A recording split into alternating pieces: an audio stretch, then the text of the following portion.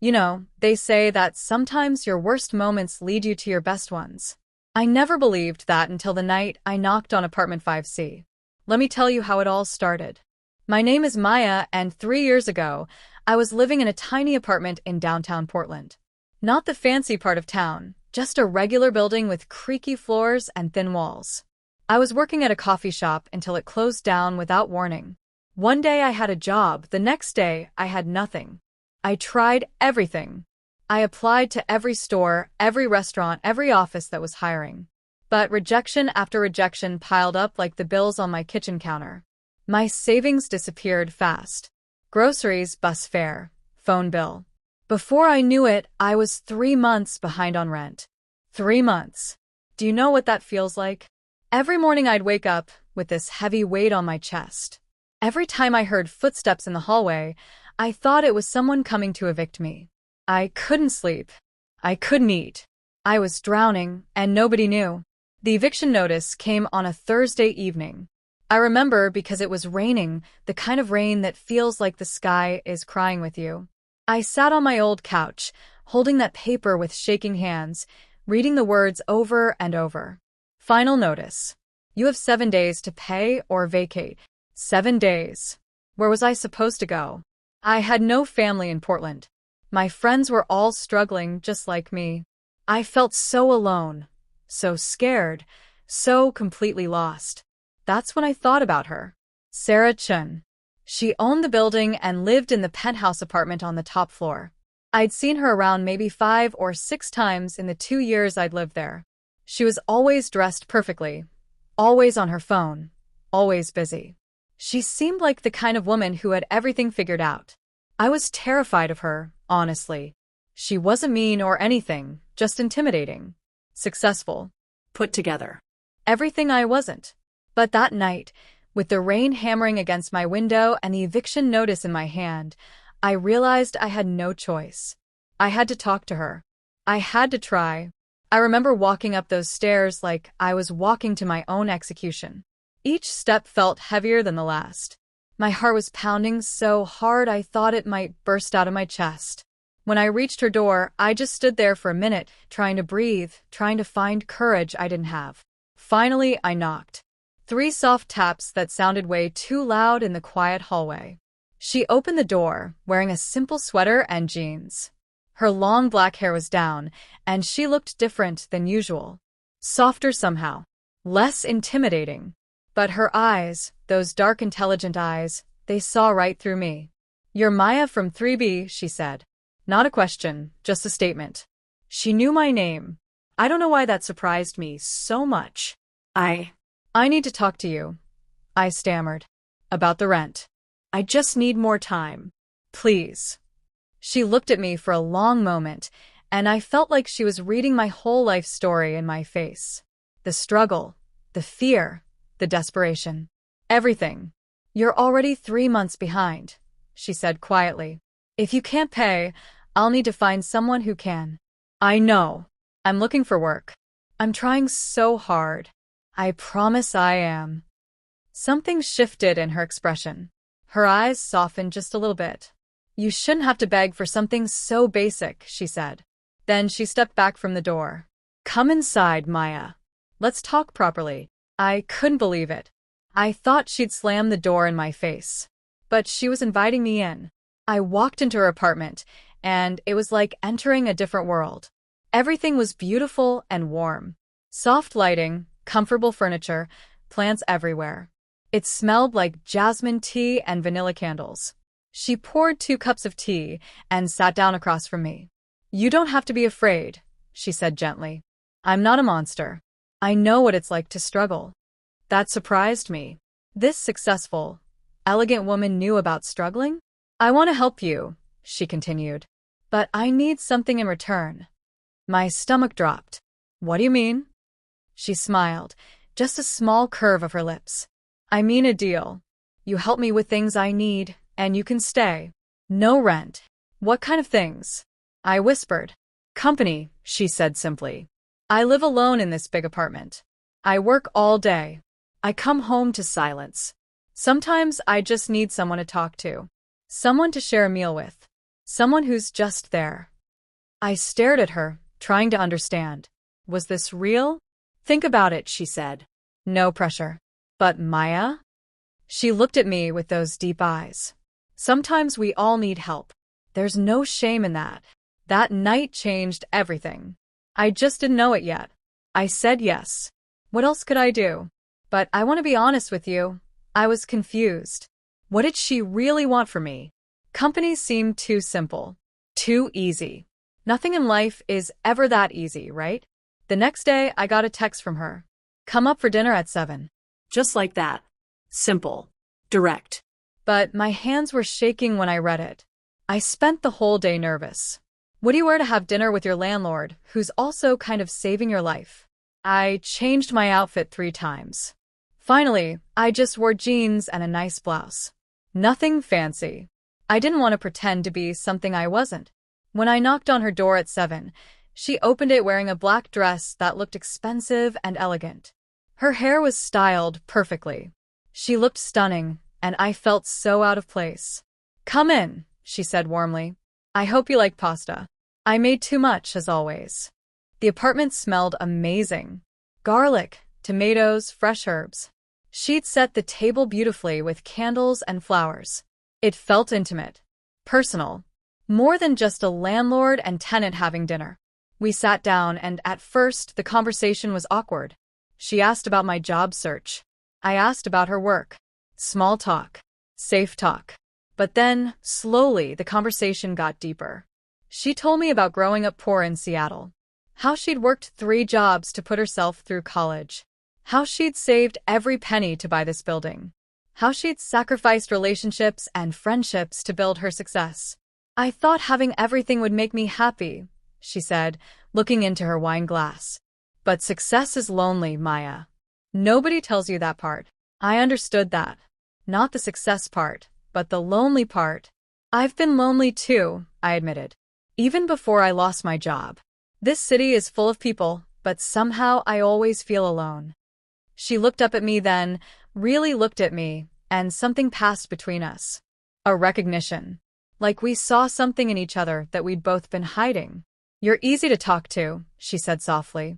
I don't meet many people who are just real. Maybe that's because I have nothing to hide, I said. No success to protect. No image to maintain. What you see is what you get. She smiled at that. A real smile that reached her eyes. I like what I see. My heart skipped a beat. The way she said it, the way she looked at me, it felt like more than just a compliment. It felt like something bigger. After that first dinner, it became a routine. She'd text me every few days. Sometimes asking me to help organize her office. Sometimes asking me to go grocery shopping with her. Sometimes just asking me to come up and watch a movie. We started spending more and more time together. I'd help her cook dinner, and we'd talk for hours. About everything. About dreams we'd given up on. About fears we never told anyone. About the strange pressure of being alive in a world that demands so much from you. One night, about 2 weeks into our arrangement, we were sitting on her couch watching some old movie. The lights were low. Rain was falling outside again. She shifted closer to me, and our shoulders touched. Neither of us moved away. Maya, she said quietly, can I ask you something personal? Sure, I said, my voice barely a whisper. Have you ever felt something you knew you shouldn't feel? My breath caught. I knew exactly what she was asking because I'd been feeling it too. That pull. That attraction.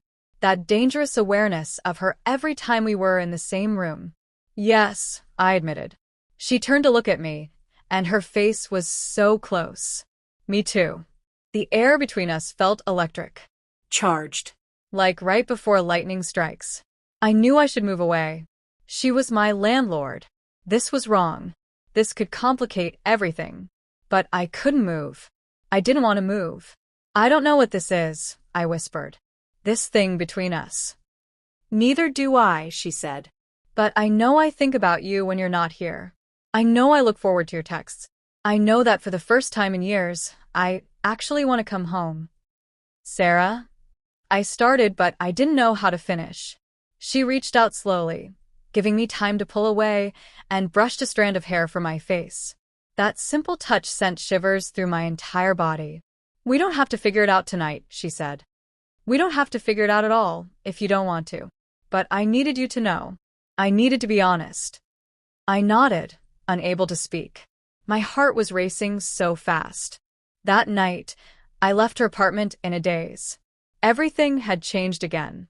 The deal we'd made wasn't about rent anymore. It wasn't about company. It was about something neither of us had planned for. It was about us. Over the next few weeks, Sarah and I danced around what was happening between us. We didn't talk about that moment on the couch, but it hung in the air every time we were together. Every accidental touch felt intentional. Every look lasted a little too long. I tried to keep my distance. I really did. This wasn't smart. She was my landlord. She was older than me. She was successful and sophisticated, and I was just a girl struggling to pay rent. It could never work. But my heart didn't care about logic. One Friday night, she called me sounding different. Her voice was soft, almost vulnerable. "Maya, can you come up? I need you." I dropped everything and ran upstairs. When she opened the door, I could see she'd been crying. Her makeup was smudged. Her hair was messy. She looked beautiful and broken all at once. "What happened?" I asked, stepping inside. "Bad day," she said, trying to smile but failing. "Sometimes everything just catches up with you, you know? The pressure, the loneliness, the weight of having to be strong all the time." Without thinking, I pulled her into a hug. She stiffened for just a second, then melted into me, holding on like I was the only solid thing in her world. We stood there in her doorway for a long time, just holding each other. When she finally pulled back, her eyes were wet but clearer. "Thank you," she whispered, "for being here, for being you." "Always," I said. And I meant it. She led me to the couch, and we sat close together. She told me about the pressure of running the building, about tenants who complained constantly, about bills and repairs and responsibilities that never ended, about a business partner who'd betrayed her, about feeling like no matter how hard she worked, it was never enough. I listened. I held her hand. I just let her be human. "Everyone thinks I have it all figured out," she said quietly. "But I'm terrified most of the time. Terrified of losing everything I've built. Terrified of being alone forever. Terrified that this is all there is." "You're not alone," I said firmly. "Not anymore." She looked at me then with such intensity that I couldn't breathe. "Maya, I need to tell you something, and I need you to be honest with me." "Okay," I said, my heart pounding. "I have feelings for you," she said. "Real feelings. Not just loneliness or convenience. When I'm with you, I feel more myself than I have in years. But I know this is complicated. I'm your landlord. I'm older. I'm your employer in a way. If you don't feel the same, please tell me now, and we can forget this conversation ever happened." I stared at her, my mind racing. This was the moment that would change everything. I could play it safe. I could protect myself. Or I could be brave. "I feel it too," I whispered. "I've been trying not to, but I do. When I'm with you, I feel seen. I feel valued. You make me feel like I matter." "You do matter," she said, moving closer. "You matter so much." And then she kissed me. Soft and gentle at first, like she was afraid I might disappear. But when I kissed her back, it deepened. All the weeks of tension, all the unspoken feelings, all the longing poured into that kiss. When we finally broke apart, we were both breathing hard. "Wow," I said, and she laughed, a real genuine laugh. "Yeah," she agreed. "Wow." That night, I stayed with her. Not because of any deal or arrangement, but because I wanted to, because being close to her felt like coming home. We talked until dawn, wrapped in each other's arms, sharing secrets and dreams and fears. In the morning light, she looked at me with such tenderness. "I don't know what happens next," she admitted, "but I know I want you in my life. Really in my life." "Me too," I said. But happiness is never simple, is it? 2 days later, everything fell apart. I was leaving Sarah's apartment early in the morning, wearing the same clothes from the night before, when I ran into Mrs. Patterson from the second floor. She looked at me, looked at Sarah's door, and her expression turned cold. "Good morning," I said awkwardly. She just stared at me with disgust and walked away without a word. My stomach sank. I knew what she was thinking. I knew what she'd tell people. And in a building where Sarah was the landlord, where reputation mattered, this was bad. Really bad. I texted Sarah immediately. "Mrs. Patterson saw me leaving. This could be a problem." Her response came quickly. "Don't worry. We'll handle it together." But I was worried, because I knew how cruel people could be. I knew how quickly something beautiful could be twisted into something ugly. And I was right to worry, because by the end of that week, our secret was out, and the consequences were worse than either of us could have imagined. The rumors spread through the building like wildfire. By the next day, everyone knew. Or they thought they knew. They didn't know about the late-night conversations or the genuine connection. They just saw a landlord and a tenant in a relationship, and they made it ugly. Mrs. Patterson started the building committee meeting. She called it an emergency situation. 12 tenants showed up, sitting in the common room with their arms crossed and their faces stern. Sarah got a formal letter demanding she attend. She asked me not to come, but I went anyway. I sat in the back row, trying to be invisible while my heart raced with fear. Mrs. Patterson stood at the front like a prosecutor. "We're here to discuss a serious ethical violation," she announced. "Our landlord, Sarah Chin, is engaged in an inappropriate relationship with one of her tenants. This creates a power imbalance and puts all of us at risk." Another tenant, Mr. Roberts, jumped in. "How do we know she's not giving special treatment? How do we know our rent isn't being raised to cover her girlfriend's free ride?" I wanted to scream. I wanted to tell them they didn't know anything about us. But Sarah had asked me to stay quiet, so I did. Sarah stood up slowly. She looked calm, but I could see her hands trembling slightly. "I understand your concerns," she said in a steady voice. "And I want to address them directly. Yes, I'm in a relationship with Maya. But that relationship began after we'd already made private arrangements regarding her rent. I haven't given her special treatment. I haven't compromised my responsibilities as a landlord." "That's not the point," Mrs. Patterson snapped. "You have power over her. She can't say no to you without fear of losing her home. That's exploitation, plain and simple." The word exploitation hit me like a punch. That's not what this was. That's not what Sarah was. But looking around the room, I could see people nodding in agreement. Sarah's voice got firmer. "Maya is a grown woman capable of making her own choices. I have never threatened her housing. I have never used my position to pressure her. What we have is real and mutual." "So you admit it," another tenant said. "You admit you're in a relationship with someone you have power over."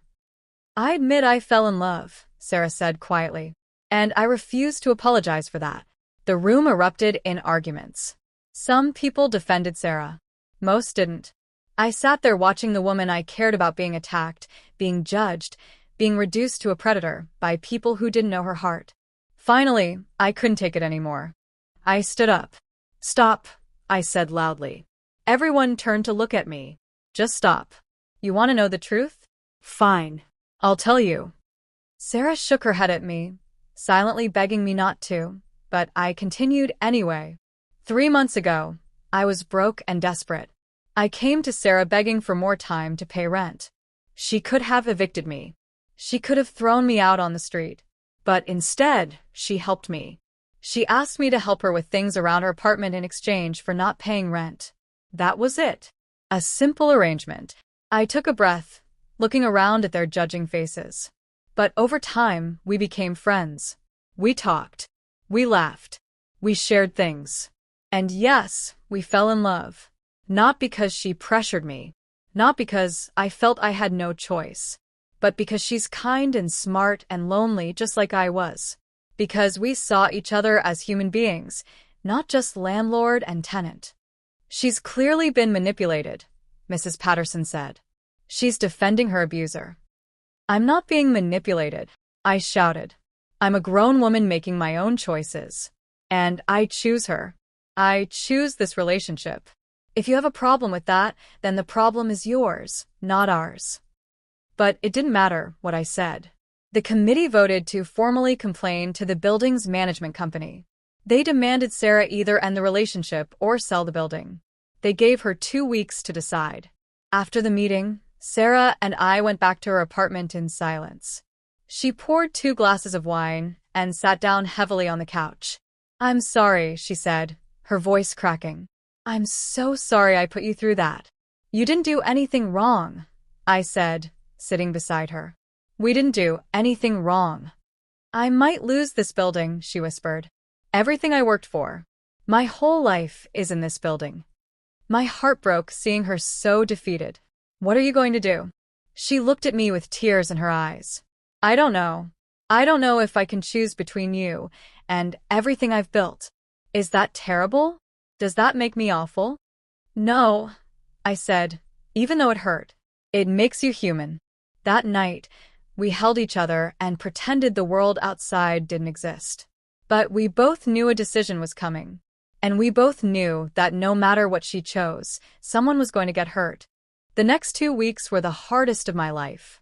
Sarah barely slept. She met with lawyers. She reviewed her finances. She looked at options for selling the building or transferring management.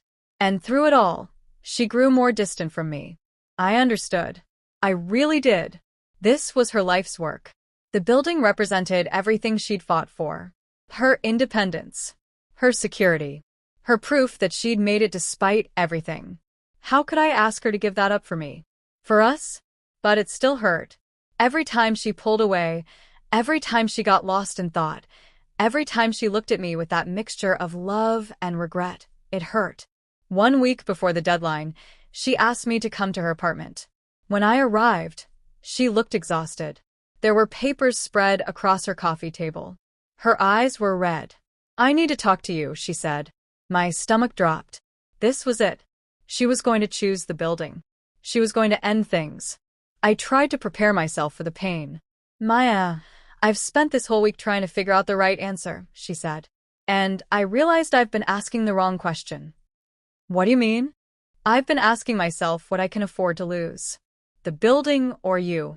But that's not the right question. She took my hands. The right question is, what do I actually want my life to be? What matters most? Tears filled my eyes. Sarah. For 20 years, I've built my life around success and security. I've sacrificed everything personal for professional achievement. And I thought that was enough. I thought that was what mattered. She squeezed my hands. But then you knocked on my door, scared and desperate and real, and everything changed. You don't have to do this, I whispered. I don't want you to resent me. I could never resent you, she said firmly. You showed me what I'd been missing. Connection. Vulnerability.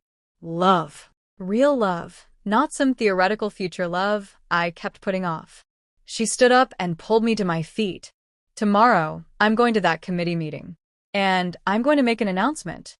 The next day, the committee meeting was packed. Even more people showed up than last time. Everyone wanted to see what Sarah would decide. I sat in the back again, my heart in my throat. Sarah stood at the front of the room, looking calm and certain.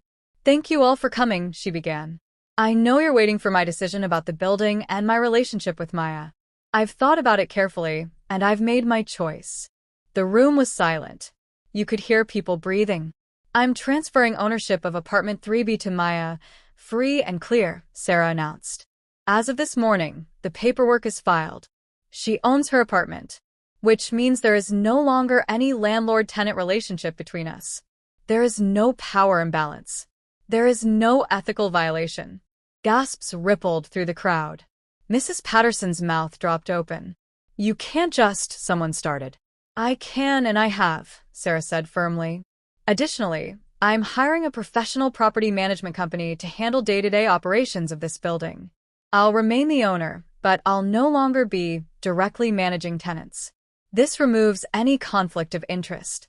She paused, looking around the room. Then her eyes found mine. I'm doing this because I love Maya.